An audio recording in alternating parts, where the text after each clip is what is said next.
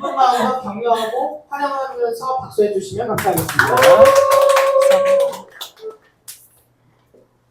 저는 여러분들이 오실 걸 알고 있었습니다.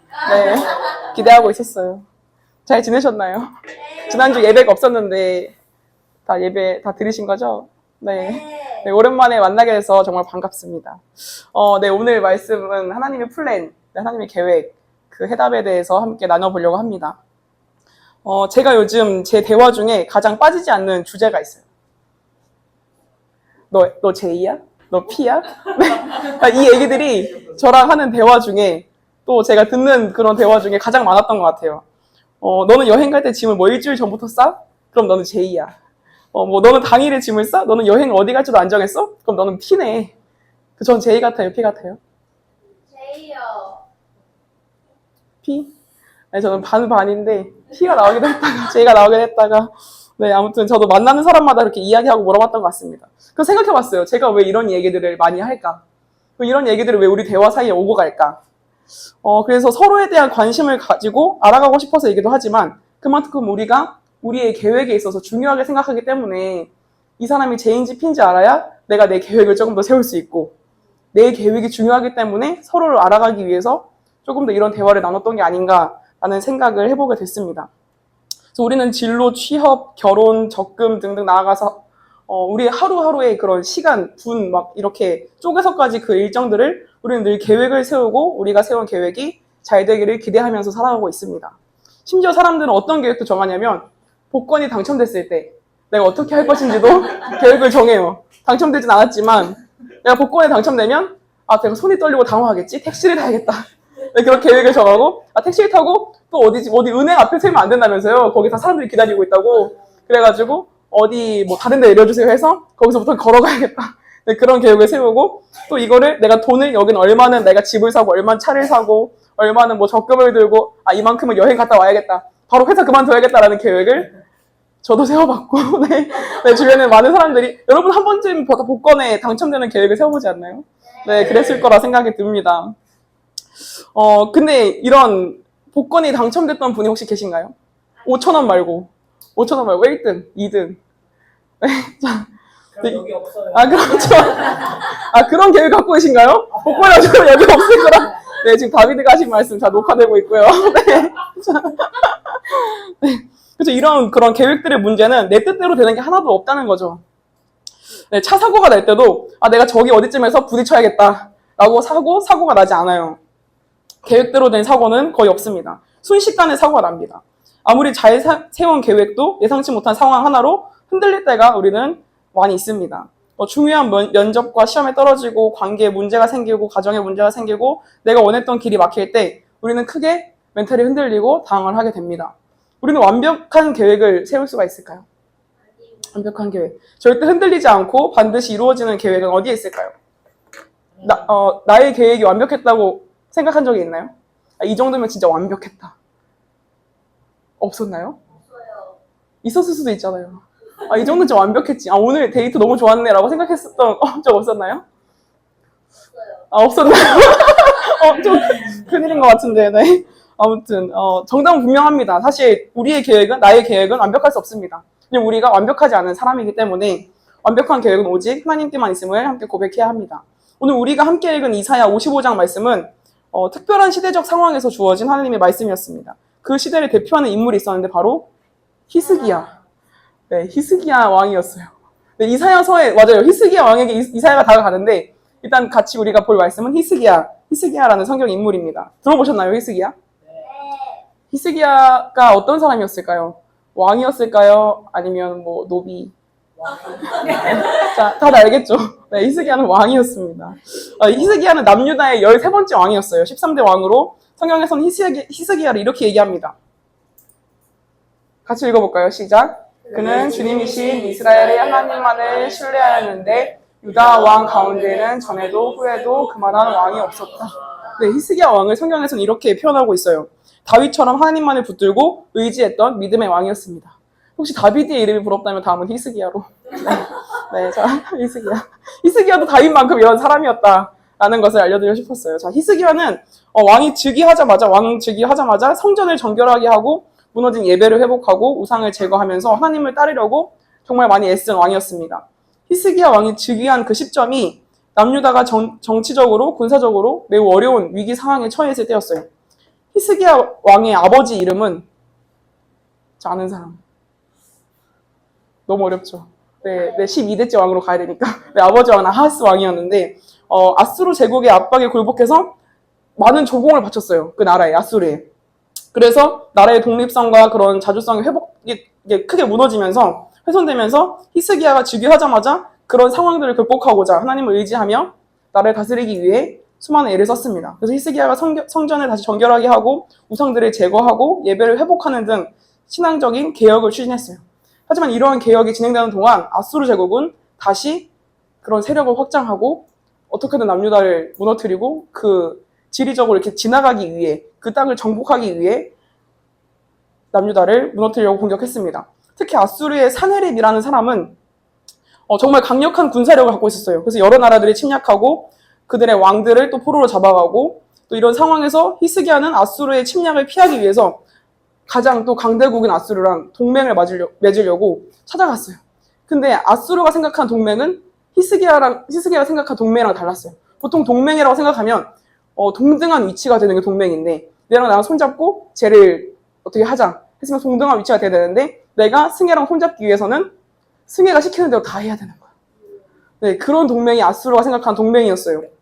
그렇기 때문에 그런 외교적 타협을 위한 동맹을 맺고자 했으나 아수르는 대등한 동맹을 맺기보다 남유다가 항복하기를 바랬고 더 군사적으로 정복하고 조공을 강요하는 강압적인 시스템으로 유지했습니다. 그래서 남유다를 향한 아수르의 압박은 점점 더 심해져 가니까 남유다의 왕인 히스기야가 마음이 행복했을까요? 네, 많이 어려운 상황이 있었습니다. 그래서 결국 사네립 왕은 그런 군대를 이끌고 남유다를 침략하고 예루살렘 포위하게 되었습니다. 이때 아수르의 군대의 규모는 18만 5천 명이었다고 해요. 예루살렘은 한 4만 명 정도로 추정이 되는데 18만 5천 명의 군대들이 다가온다 생각했을 때 그렇게 예루살렘은 사실상 고립되고 백성들은 극도의 두려움과 절망에 빠지게 됐습니다. 당시 상황을 보면 예루살렘은 아수르에 의해서 완전히 포위되었고 외부와의 연락이 끊기고 식량과 자원이 다 왜냐면 아수르한테 조공을 다 바쳤기 때문에 남유다는 좀 아무것도 없는 그러한 상황에 처할 수밖에 없었습니다. 그래서 히스기야 왕에게 그런 위기가 찾아왔을 때 정말 강대국 아수르가 18만 5천 명의 군대를 이끌고 예루살렘을 포위했다는 그런 것이 인간적인 눈으로 봤을 때 어떠한 계획을 세울 수 있었을까요? 18만 5천 명을 이기기 위해서는 4만 명에서 한 사람이 한 5명씩 죽여야 된다. 이런 계획을 세웠을까요?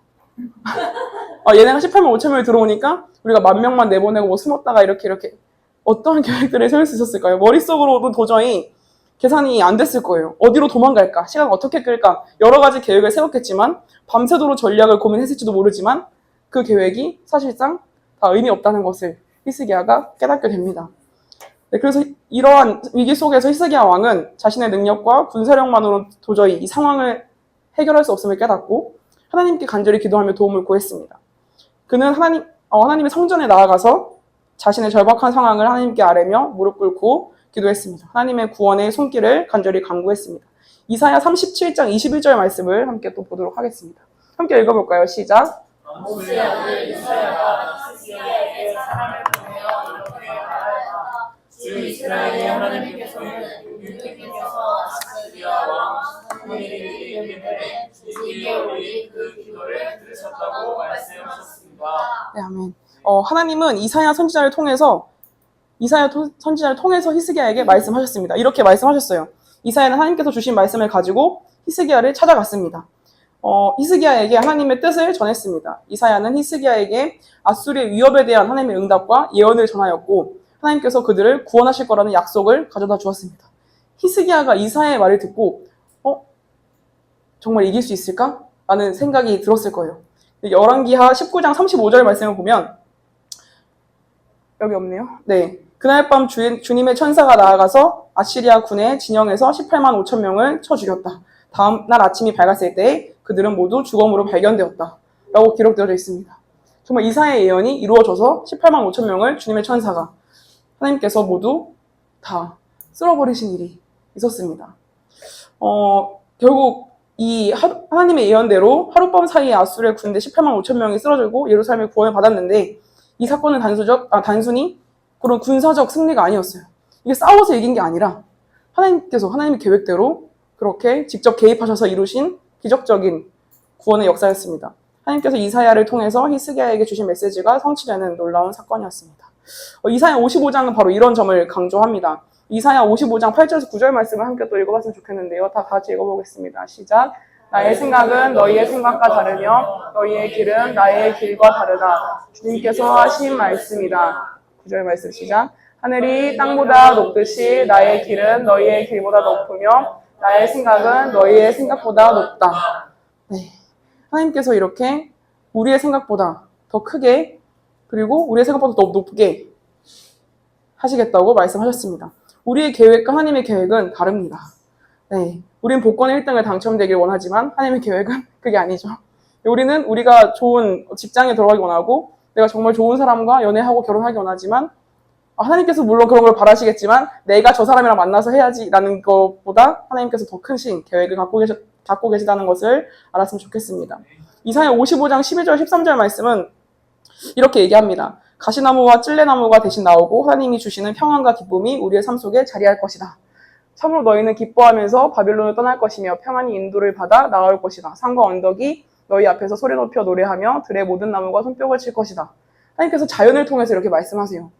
가시나무가 자라던 곳에는 잣나무가 자랄 것이며 찔레나무가 자라던 곳에는 화석류가 자랄 것이다. 이것은 영원토록 남아있어서 주님께서 하신 일을 증언할 것이다.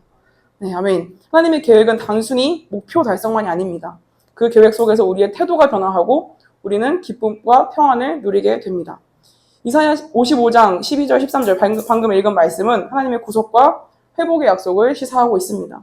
여기서 산과 언덕들의 나무들이 기쁨과 환희로 반응하는 장면은 축복으로 인해서 자연도 함께 즐거워하는 비유입니다. 이는 하나님의 인도가 얼마나 크고 완전한지를 보여주며 믿는 자들이 하나님과 함께할 때 그 길이 얼마나 평안하고 기쁨이 충만해지는지를 말하고 있습니다. 또한 말씀에서 잣나무와 화석류가 나와요. 잣나무와 화석류.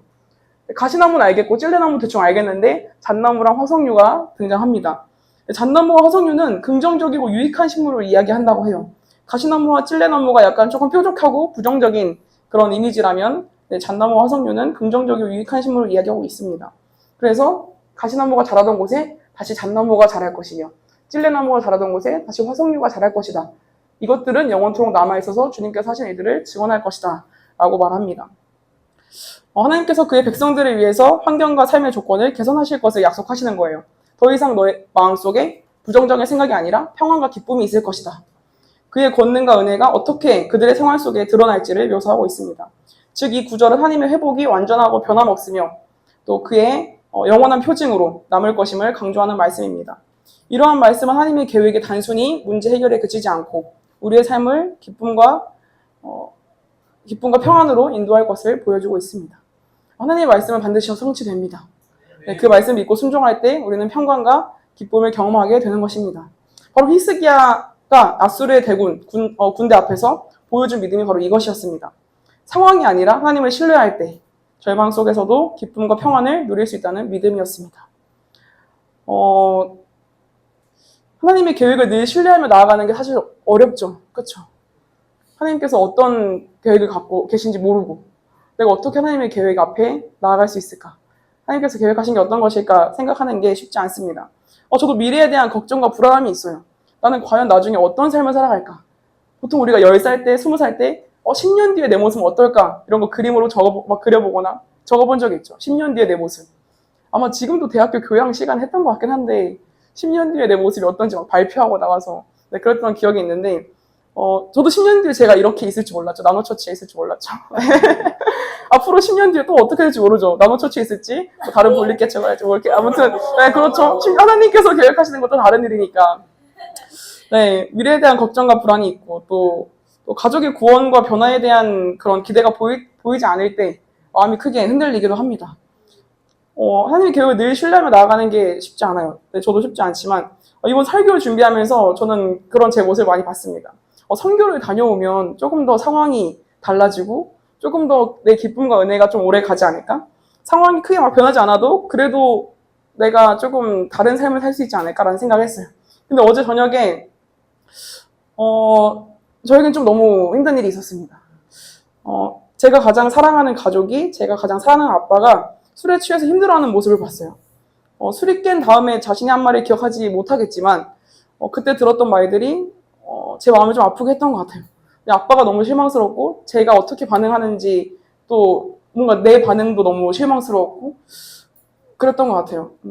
예전 같았으면 아마 같이 그래서 아빠랑 화내고 싸우고 울고 뭐 그렇게 했을 것 같은데 아무 말도 하지 않은 채 한동안 아빠를 멀리 했을 것만 같은데 설교 준비를 하면서 말씀을 붙들면서 조금 제 마음이 달랐던 것 같아요. 하나님의 계획은 내 계획과 다르다는 이 하나님의 플랜을 기억하면서 설교 준비를 하면서 지금 내가 해야 할 건 내 감정에 반응하는 게 아니겠구나. 하나님께서 원하시는 태도를 선택하는 것이구나라는 마음이 들었습니다. 그래서 아침에 아빠가 일어나셨을 때 조금 용기를 내봤어요.